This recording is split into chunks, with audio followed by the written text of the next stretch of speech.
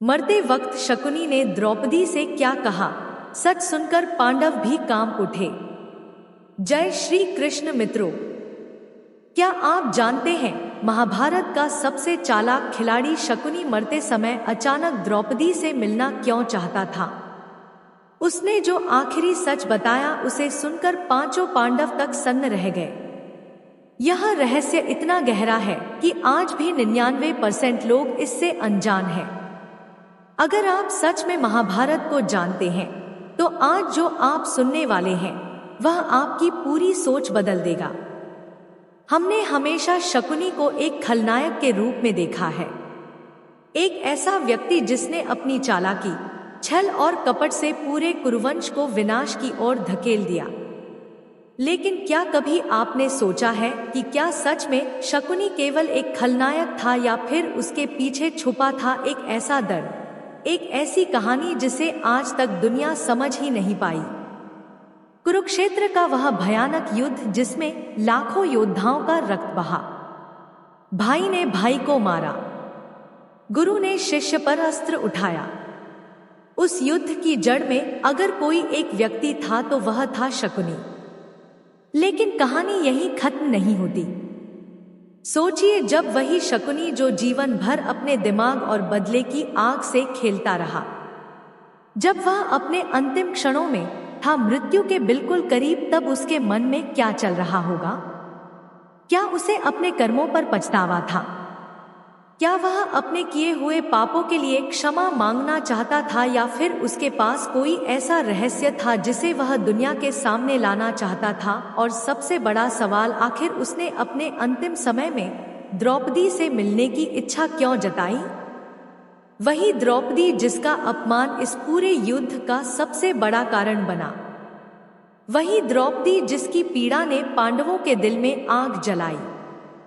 वही द्रौपदी जो शकुनी के हर छल और हर चाल का शिकार बनी। तो आखिर क्यों मृत्यु के द्वार पर खड़ा शकुनी द्रौपदी उसी को बुलाता है? जब यह खबर पांडवों तक पहुंची तो वे भी चौंक उठे। भीम जो शकुनी से सबसे ज्यादा घृणा करता था वह भी एक पल के लिए शांत हो गया। अर्जुन जिसकी दृष्टि हमेशा सत्य को पहचान लेती थी वह भी सोच में पड़ गया। युधिष्ठिर जो धर्मराज कहलाते थे, उनके मन में भी एक सवाल उठने लगा, क्या शकुनी के पास सच में कोई ऐसा सत्य है जो हम नहीं जानते? और फिर द्रौपदी शकुनी के सामने आती है, एक और वह स्त्री जिसने अपमान, पीड़ा और अन्याय की सारी सीमाएं झेली थी, और दूसरी ओर वह व्यक्ति जिसने उस अन्याय की नींव रखी थी। दोनों आमने सामने खड़े थे। समय जैसे ठहर गया था, लेकिन इसके बाद जो हुआ वह इतना चौंकाने वाला था कि न केवल द्रौपदी बल्कि पांचों पांडव तक स्तब्ध रह गए।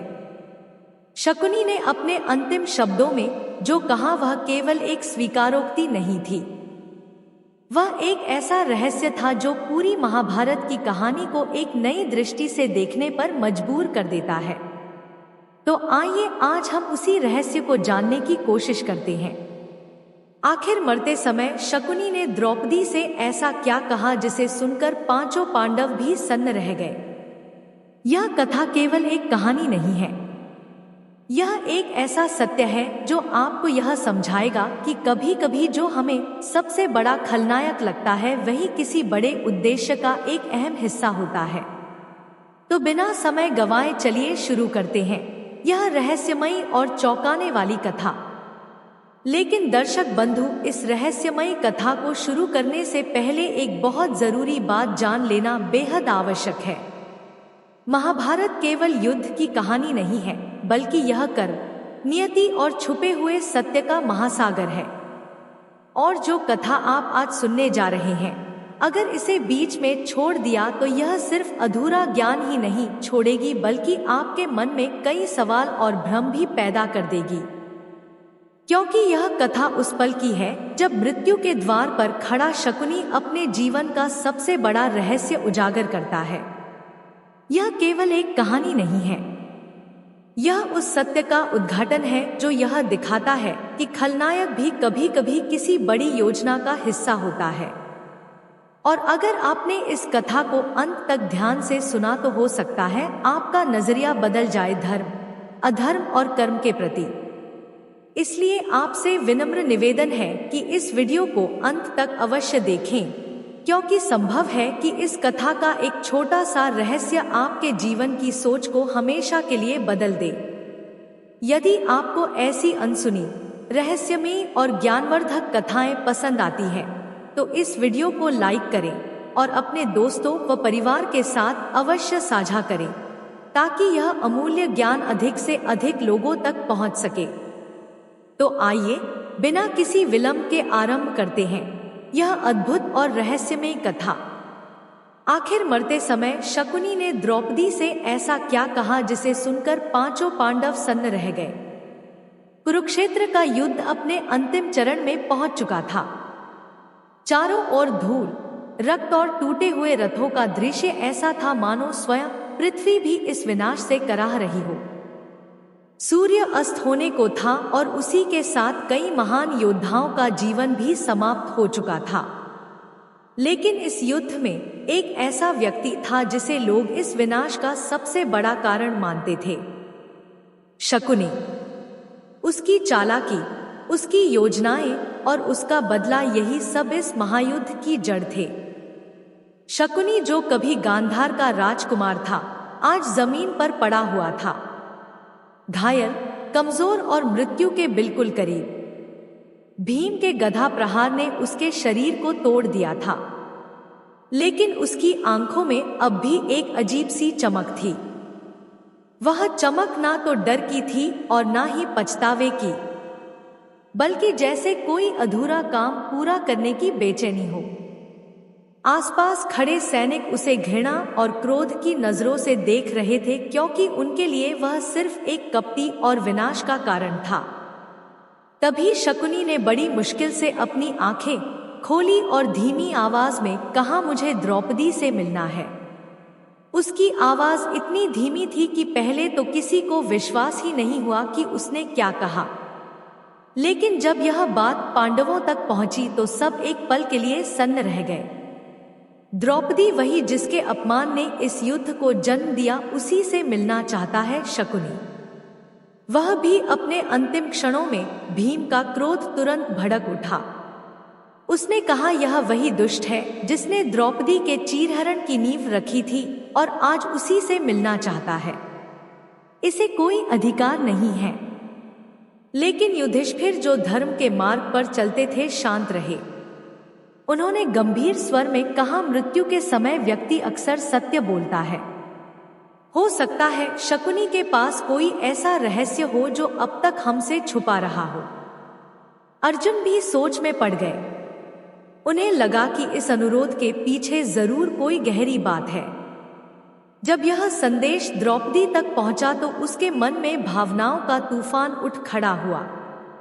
एक और वह अपमान की याद थी जिसने उसकी आत्मा को झकझोर दिया था, और दूसरी ओर यह जिज्ञासा कि आखिर शकुनी उसे क्या बताना चाहता है। क्या यह कोई नई चाल है या सच में वह अपने अंतिम क्षणों में कोई रहस्य उजागर करना चाहता है? द्रौपदी के हृदय में क्रोध और जिज्ञासा दोनों एक साथ जाग उठे। कुछ पल के मौन के बाद द्रौपदी ने निर्णय लिया। उसने कहा, मैं जाऊंगी, लेकिन यह जानने के लिए नहीं कि वह क्या कहना चाहता है, बल्कि यह देखने के लिए कि अंत में भी क्या वह अपने छल से बाहर आ पाया है या नहीं। उसकी आवाज में दृढ़ता थी, लेकिन भीतर कहीं ना कहीं एक अनजाना डर भी था, क्योंकि कभी कभी सबसे बड़ा सच वही होता है जिसे हम सुनना नहीं चाहते। जब द्रौपदी शकुनी के पास पहुंची तो समय जैसे थम गया। एक और वह स्त्री खड़ी थी जिसने अन्याय और अपमान की सारी सीमाएं झेली थी, और दूसरी ओर वह व्यक्ति जिसने उस अन्याय को जन्म दिया था। दोनों की आंखें मिली और उस क्षण में जैसे पूरा अतीत उनके सामने जीवित हो उठा। लेकिन इस बार कुछ अलग था।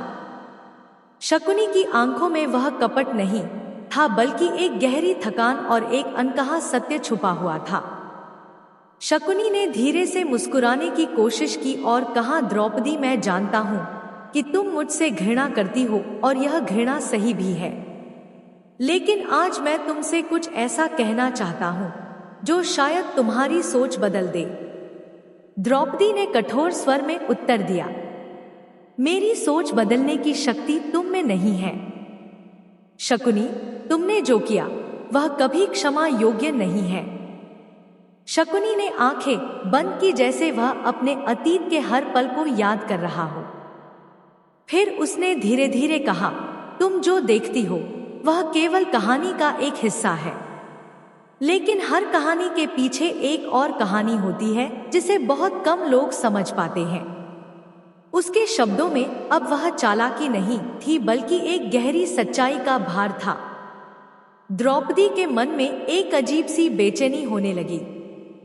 उसे महसूस हुआ कि शायद यह बातचीत केवल आरोप और प्रतिरोध तक सीमित नहीं रहेगी, बल्कि आज कोई ऐसा रहस्य सामने आने वाला है जो उसके जीवन और महाभारत की पूरी कहानी को एक नए दृष्टिकोण से दिखाएगा। और फिर शकुनी ने वह वाक्य कहा जिसने इस कथा की दिशा ही बदल दी।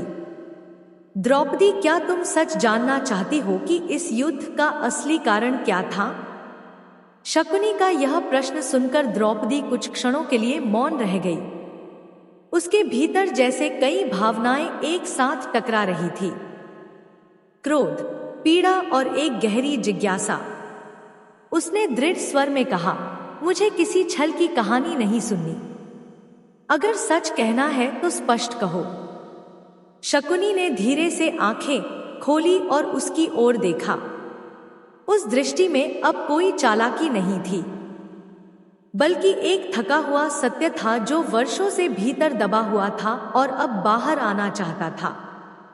शकुनी ने धीमी आवाज में कहना शुरू किया, तुमने हमेशा मुझे एक कपटी, एक षड्यंत्रकारी के रूप में देखा और मैं मानता हूं कि मैंने वही रूप दुनिया को दिखाया, लेकिन कोई भी व्यक्ति जन्म से दुष्ट नहीं होता। द्रौपदी, परिस्थितियां उसे वैसा बना देती हैं। उसके शब्दों में एक दर्द था जो पहली बार खुलकर सामने आ रहा था।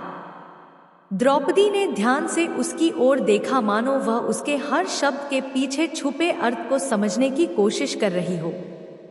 गांधार का राजकुमार होने के बावजूद शकुनी आगे बोला, मैंने अपने जीवन का सबसे भयानक समय उस दिन देखा जब मेरे पूरे परिवार को हस्तिनापुर में बंदी बना लिया गया। हमें भूखा रखा गया, एक एक दाने के लिए तरसाया गया ताकि हम धीरे धीरे मर जाएं।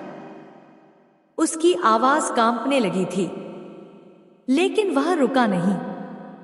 मेरे पिता, मेरे भाई सब मेरे सामने तड़प कर मरते गए और मैं कुछ नहीं कर सका। द्रौपदी की आंखों में पहली बार एक हल्की सी संवेदना झलकी, लेकिन उसका मन अभी भी उस अपमान की आग में जला हुआ था। उसने कठोर स्वर में कहा, तो क्या तुम्हारे इस दर्द ने तुम्हें निर्दोषों के साथ अन्याय करने का अधिकार दे दिया? मेरे अपमान का क्या दोष था? शकुनी ने गहरी सांस ली और कहा, नहीं, तुम्हारा कोई दोष नहीं था, और यही मेरे जीवन का सबसे बड़ा अपराध है कि मेरे बदले की आग में तुम जैसी निर्दोष को भी पीड़ा सहनी पड़ी। कुछ क्षणों के लिए वहां सन्नाटा छा गया। हवा भी जैसे थम गई थी, मानो वह भी इस संवाद को सुनना चाहती हो। शकुनी ने फिर कहा, लेकिन द्रौपदी, एक बात समझो, मैंने केवल बदला नहीं लिया, मैंने उस व्यवस्था को तोड़ा जो अंदर से सड़ चुकी थी। उसके शब्द अब धीरे धीरे एक गहरे रहस्य की ओर बढ़ रहे थे। द्रौपदी के मन में अब केवल क्रोध नहीं था, बल्कि यह जानने की इच्छा भी थी कि आखिर वह क्या कहना चाहता है। तुम सोचती हो कि यह युद्ध केवल तुम्हारे अपमान के कारण हुआ, शकुनी बोला, लेकिन यह युद्ध तो बहुत पहले शुरू हो चुका था, जब अधर्म ने धर्म की जगह लेना शुरू किया था। उसकी आंखों में एक अजीब सी चमक लौट आई थी। मैंने केवल उस आग को हवा दी जो पहले से ही जल रही थी। द्रौपदी अब पूरी तरह ध्यान से सुन रही थी।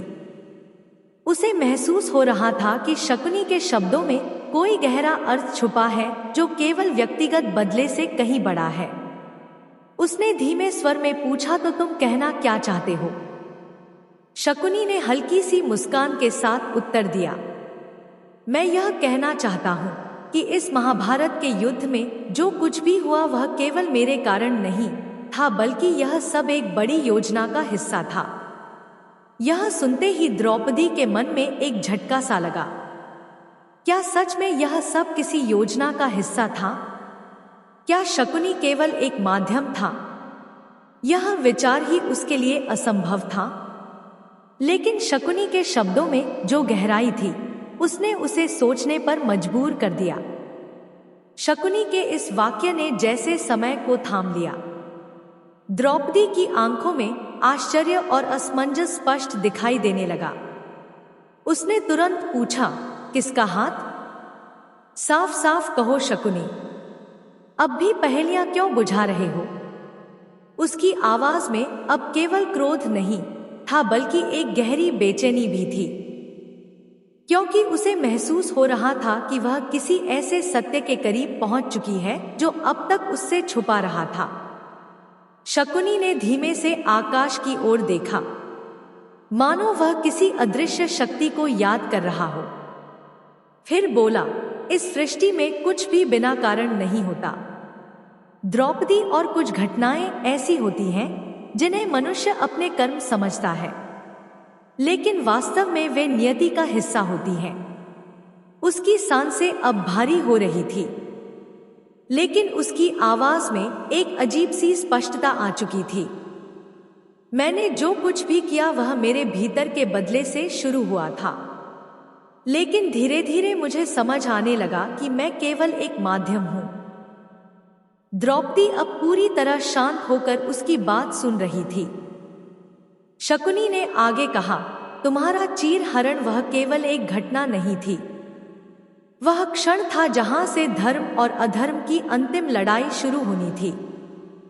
यह सुनते ही द्रौपदी के हृदय में फिर से वह पीड़ा जाग उठी, लेकिन इस बार उसमें एक अलग प्रकार की समझ भी जुड़ने लगी थी।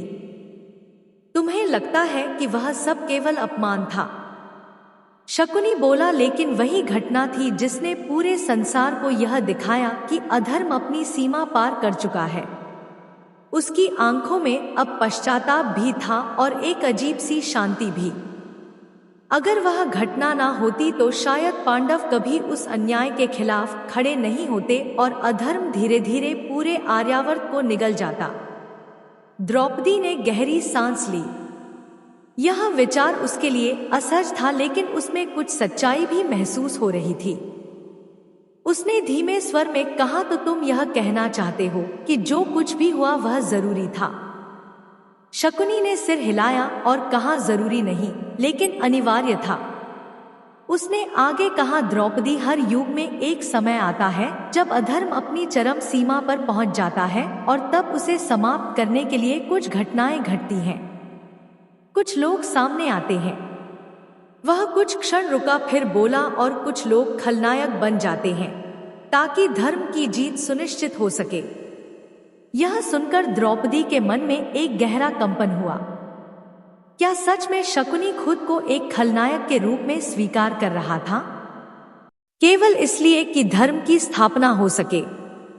यह विचार जितना विचित्र था उतना ही गहरा भी। शकुनी ने अब आखिरी बार उसकी ओर देखा और कहा, तुमने हमेशा मुझे अपने अपमान का कारण माना और यह सच भी है, लेकिन आज मैं तुम्हें यह बताना चाहता हूं कि तुम्हारी पीड़ा व्यर्थ नहीं थी। उसकी आवाज धीमी होती जा रही थी। तुम्हारा अपमान ही वह चिंगारी बना जिसने अधर्म को जलाकर राख कर दिया। द्रौपदी की आंखों में आंसू आ गए, लेकिन इस बार उन आंसुओं में केवल दर्द नहीं था बल्कि एक गहरी समझ भी थी। शकुनी ने अंतिम शब्दों में कहा, मैं पापी हूं, इसमें कोई संदेह नहीं, लेकिन अगर मेरे पापों से धर्म की जीत हुई तो शायद यही मेरी नियति थी। इतना कहकर शकुनी की आंखें धीरे धीरे बंद होने लगी और उसके चेहरे पर एक अजीब सी शांति फैल गई, मानो उसने अपने जीवन का सबसे बड़ा बोझ उतार दिया हो।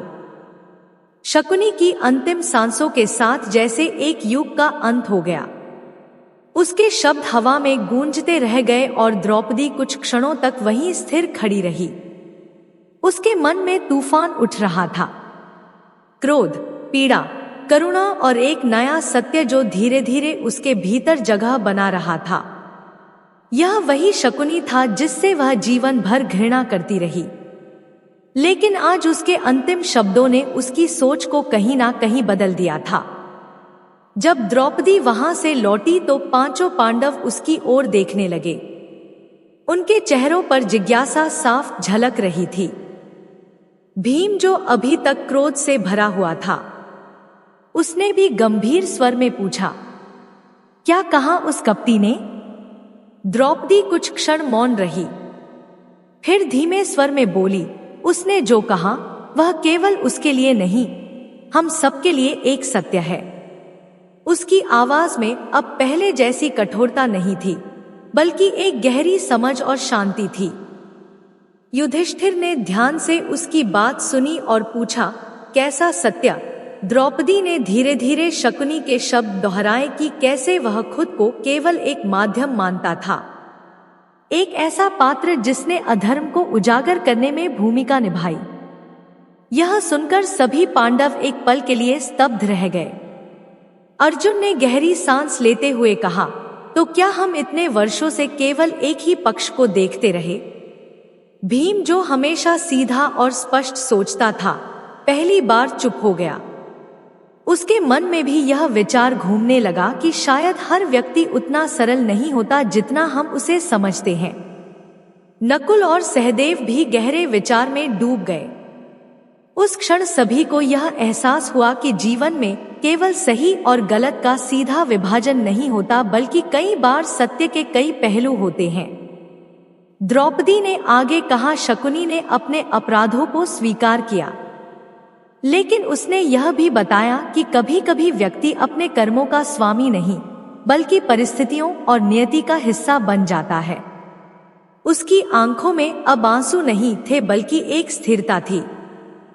इसका अर्थ यह नहीं कि उसका किया हुआ सही था, लेकिन यह जरूर समझ में आता है कि हर व्यक्ति की अपनी एक कहानी होती है। युधिष्ठिर ने शांत स्वर में कहा, यही तो धर्म का सबसे गहरा सत्य है कि निर्णय केवल कर्म से नहीं, बल्कि उसके पीछे की भावना और परिस्थिति से भी होता है। उन्होंने आकाश की ओर देखा और कहा, शायद इसीलिए भगवान भी हर युग में संतुलन बनाए रखने के लिए विभिन्न पात्रों का उपयोग करते हैं। कुछ नायक बनते हैं और कुछ खलनायक। उस दिन के बाद द्रौपदी के मन में एक परिवर्तन आ गया। उसने अपने दर्द को भुलाया नहीं, लेकिन उसने उसे एक नई दृष्टि से देखना शुरू किया। उसे समझ आया कि जीवन में जो भी होता है वह केवल व्यक्तिगत नहीं होता, बल्कि वह एक बड़े सत्य का हिस्सा होता है। इस पूरी घटना ने पांडवों को भी एक गहरी सीख दी कि किसी को केवल उसके बाहरी कर्मों से आंकना आसान है, लेकिन उसके पीछे की कहानी को समझना ही सच्चा ज्ञान है। और यही इस कथा का सबसे बड़ा संदेश है। जीवन में हर व्यक्ति का एक पक्ष हमें दिखाई देता है, लेकिन असली सत्य उससे कहीं गहरा होता है। इसलिए कभी भी किसी को केवल उसके एक रूप से मत आंकिए, क्योंकि हो सकता है वह भी किसी ऐसी कहानी का हिस्सा हो जिसे आप अभी तक समझ नहीं पाए हैं। यही है वह रहस्य जिसे जानकर पांचों पांडव भी सन्न रह गए थे कि कभी कभी सबसे बड़ा खलनायक भी एक बड़े धर्म और सत्य की स्थापना का माध्यम बन जाता है। अगर आपको महाभारत के इस रहस्य ने सोचने पर मजबूर किया हो तो वीडियो को लाइक करें और इसे अपने दोस्तों के साथ जरूर शेयर करें, ताकि वे भी इन छुपे हुए सत्यों को जान सकें। ऐसे ही महाभारत के अनसुने रहस्य और गूढ़ कथाओं के लिए चैनल को सब्सक्राइब करें। जय श्री कृष्ण।